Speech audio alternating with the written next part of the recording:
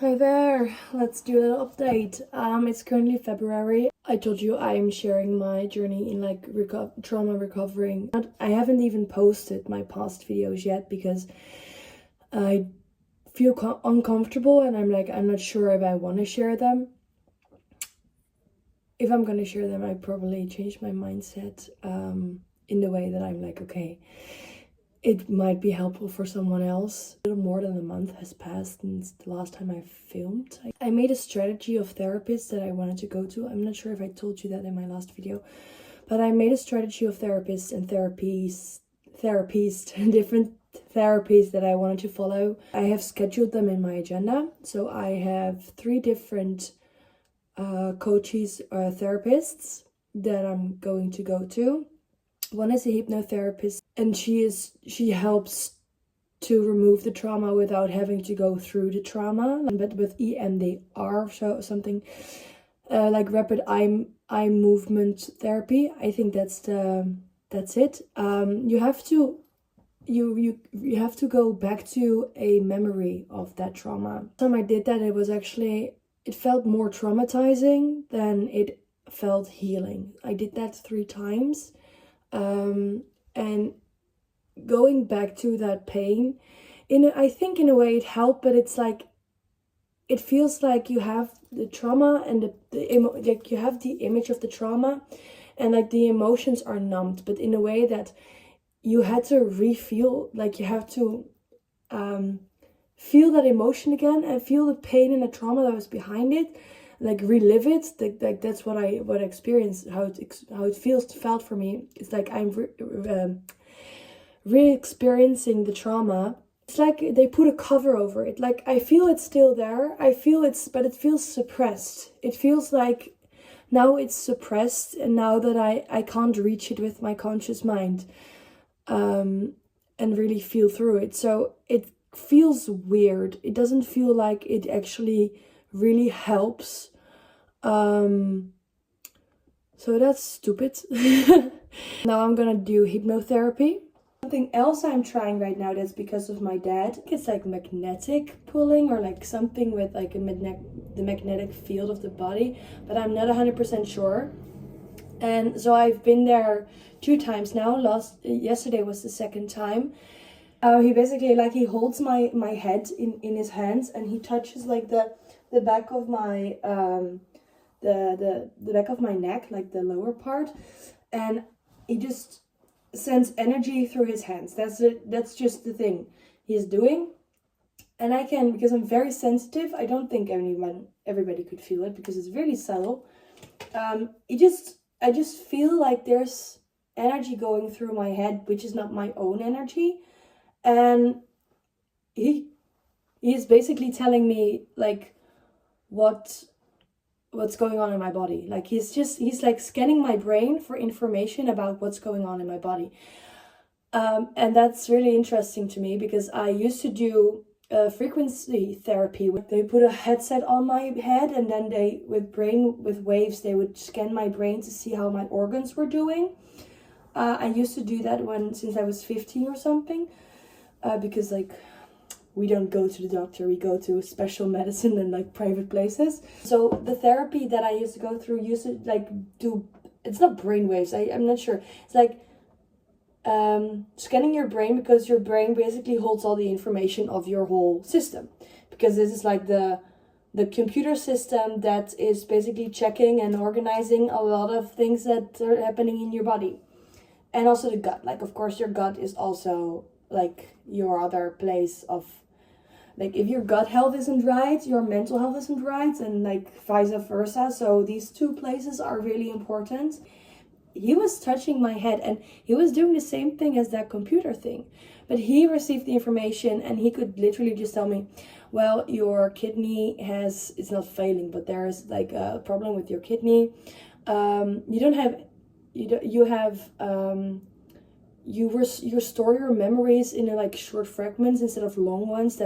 That's why your brain is so very active, and that's why your brain is super active, why you can remember like the smallest details and remember a lot of things, and you're overthinking a lot, and you're just connecting all the dots constantly, which is literally how my brain works. I am constantly in full analyzing mode, which I think it's because of trauma. I think it's something that happens when you're traumatized and it's like a PTSS thing, I guess. PTSS is like you're just constantly hyper alert and analyzing and trying to keep yourself safe.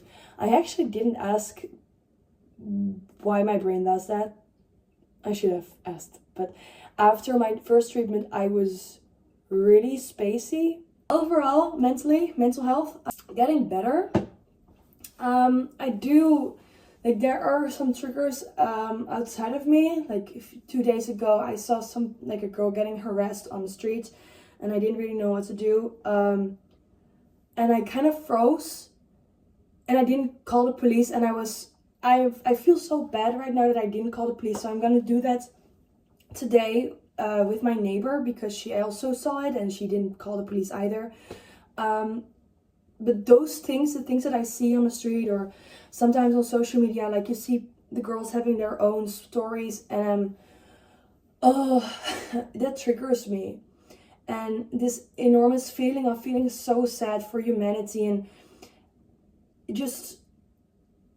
it comes and it just kind of like takes over, and it's I don't get like super depressed, but I do feel angry, and I do feel kind of I do feel really sad when I see those things.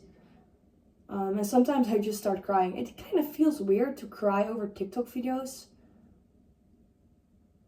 For me, it always feels weird to cry for someone else, because it's like, why would I cry for someone else if it's like, am I making it about myself? So there are things that are going through my mind. On the other side, what is really helping me, or has been really helping me going through this month, is having a goal. I like to call my goals experiments, because then they don't weigh too heavy. It doesn't feel too heavy when I don't succeed at them, or when something is going wrong, because I can. My thing is, I identify with the things that I do. So if something is going wrong, I see it as a backlash at myself. So I look at it as like, I did it wrong. I am a failure. I am messed up, or like I take it so personally, and I shouldn't do that. So if I call the things that I do, my goals or whatever, I call them experiments. And then it's like, I'm experimenting, and it doesn't matter what happens, because when you're experimenting, you're messing up. I have been experimenting for the past, I think, a year and a half, or maybe 2 years. I'm not sure, actually quite a long time, with like a TikTok account that I've been setting up. I've been working to make a book for that TikTok account, and it's almost finished. And I almost have my launching date, and I'm like, oh, I want this to happen so badly, but like there's obstacles and like my mental, and I'm like, but having this goal and finishing something, it puts all my energy into one thing, and just like completely like hyper focus on one thing. So all my other problems, like the feelings, they lessen. They don't go away completely. Because when I'm trying to go to bed and when I'm trying to sleep, like all of these things run through my head again, and all the pictures come up again. But having that main focus, it really helps me get up in the morning. It really helps me looking forward to the next day. Instead of feeling like I don't want to exist anymore, it feels like I want to finish this, and I want to see what is going to happen if I finish it. And it's almost finished, but like today I have an obstacle that I also have to go through, but I'm procrastinating right now by making this video. And I'm super tired because of the treatment yesterday. I don't think I slept well. My body is very like jittery or something. I just feel very stressed. I think this is my little update. If I figure out what this guy does with his hands, I will make a video about it, or like what it's called. Because it really feels like he is altering my brain. Like, I genuinely can say that I am less triggered. I have less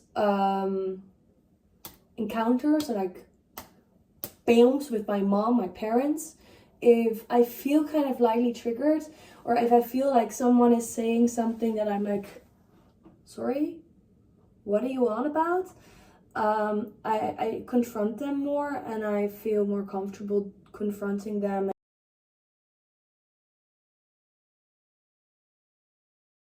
It was my little life update, and I will see you in my next one.